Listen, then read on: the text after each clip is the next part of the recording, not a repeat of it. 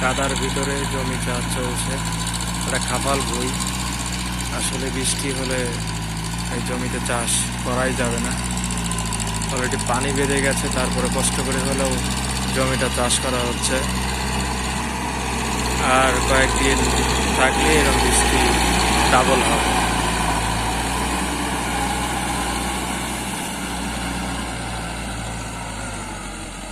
অনেক আগাছা নোংরা আছে।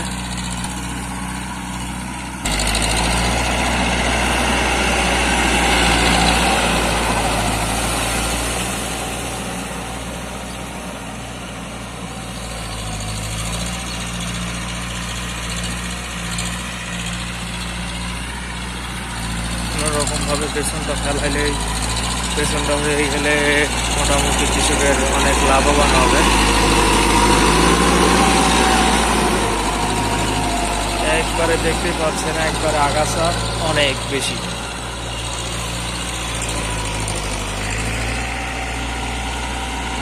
এই যে সারা ভুঁই আগাছা আর নোংরা।